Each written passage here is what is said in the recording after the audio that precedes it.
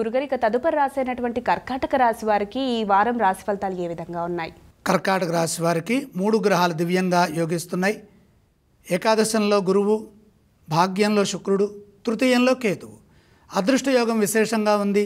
సకాలంలో మీ బాధ్యతలను మీరు ప్రారంభించండి. ఆశించిన ఫలితాలు మీరు కోరుకున్న విధంగానే వస్తాయి. మీ కళ సాకారం అవుతుంది. చేస్తున్న ప్రయత్నాల్లో విజయం త్వరగా లభిస్తుంది. రుణ సమస్యలు పెరగకుండా జాగ్రత్తలు తీసుకోండి. ఆర్థిక ఫలితాలు బాగుంటాయి. ఎందుకని? భాగ్యంలో శుక్రుడు ఉన్నాడు. లాభంలో గురువు ఉన్నప్పుడు మంచి జరుగుతుంది. భాగ్య శుక్రయోగం వల్ల సకాలంలో ధనం చేతికి అందుతుంది. మంచి భవిష్యత్తుకు అవసరమైన పనులు మొదలుపెట్టండి. నిర్ణయాలు మార్చకుండా పనులు పూర్తయ్యే వరకు ఏకాగ్రతతో పనిచేయాలి. రవి బుద్ధులు వ్యతిరేక స్థానాల్లో ఉన్నప్పుడు ఏకాగ్రత లోపిస్తుంది.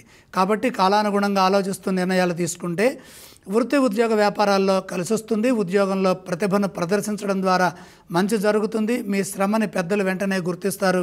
ఇతరులపై ఆధారపడకుండా పనిచేయండి. వ్యాపారంలో స్వయంగా నిర్ణయాలు తీసుకొని స్పష్టమైన కార్యాచరణతో ముందుకు సాగండి. అపార్థాలకు అవకాశం కల్పించకుండా సున్నితంగా, నిదానంగా, శాంతంగా, సౌమ్యంగా సంభాషించడం ద్వారా ప్రశాంతత పెరుగుతుంది.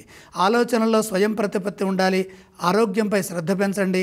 ప్రయాణాల్లో జాగ్రత్తలు అవసరం. వారం మధ్య భాగంలో మంచి ఫలితాలు ఉంటాయి. అలాగే వీరు ఎటువంటి స్తోత్రం పఠిస్తే మంచిదంటారు? కర్కాటక రాశి వారి ఇష్టదేవతను స్మరించడం మంచిది. అంటే ఏ ఆలయాన్ని సందర్శించడం వల్ల వీరికి ఈ వారం బాగుంటుందంటారు? 3 గ్రహాలు యోగిస్తున్నప్పుడు త్రికరణ శుద్ధిగా మీ ఇష్టదైవాన్ని దర్శించండి. అలాగే వీరు ఎటువంటి దానాలు చేయాలి? దానాలు పెద్దగా అవసరం లేదు.